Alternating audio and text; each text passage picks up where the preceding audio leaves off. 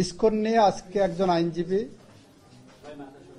দুইটা পত্রিকা নিয়ে আদালতের দৃষ্টিতে আনেন, সুও মোটো রুল ইস্যু করার জন্য প্রার্থনা করেন এবং তার প্রার্থনার মূল প্রতিপাদ্য বিষয় ছিল ইসকনকে যাতে নিষিদ্ধ করা হয় এবং আইন শৃঙ্খলা রক্ষাকারী বাহিনীর উপরে যাতে নির্দেশ দেওয়া হয় সর্বোচ্চ গুরুত্ব দিয়ে এই ঘটনাটি তদন্ত করে দোষীদের আইনের আওতায় আনা এবং এমার্জেন্সি ডিক্লেয়ার করানোর জন্য আগামী অন্তত 2 সপ্তাহ। এই পরিস্থিতিতে আদালত আমাকে ডেকে পাঠান। আমি আদালতের সামনে গিয়ে বলি, ইসকনের ইস্যুটা যেটা, এটা দুর্ভাগ্যজনক। যে আইনজীবী এটা এনেছেন তার হৃদয়ে যে রক্তক্ষরণ হচ্ছে, এই রক্তক্ষরণ বাংলাদেশের 18 কোটি মানুষের হৃদয়েই হচ্ছে। এটা অনাকাঙ্ক্ষিত ঘটনা।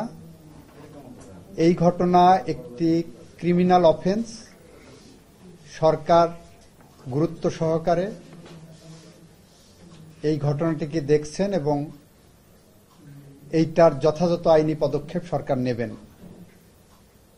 এই সংগঠন রেজিস্টার্ড কিনা, এই সংগঠন নিষিদ্ধ হবে কিনা, এই সংগঠনের বিরুদ্ধে কি কি ব্যবস্থা নেওয়া হবে, এই সংগঠনের অস্তিত্ব কি, এই সবগুলো বিষয় সরকারের পলিসি ডিসিশন এবং সরকার এটা খোঁজ খবর নিয়ে যথাযথ আইনিভাবে এটাকে দেখবেন। সবকিছু আদালতের সামনে এসে সুও মোটো নিষিদ্ধ করতে হবে।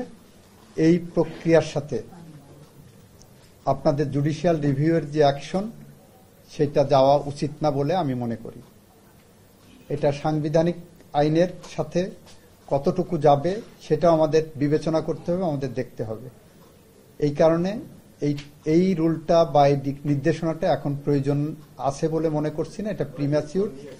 দেখেন সরকার কি করছে, দেখেন বিষয়টা কিভাবে হ্যান্ডেল হচ্ছে, সব পর্যালোচনা করে তারপরে যদি হয় তখন প্রপার ওয়েতে আসলে এটা দেখা যেতে পারে।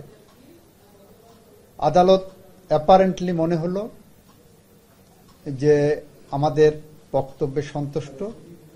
আদালত বললেন যে ঠিক আছে, কতটুকু প্রোগ্রেস আছে কালকে একটু সকালে ওনাদেরকে জানাতে বলেছেন, আমি জানাবো।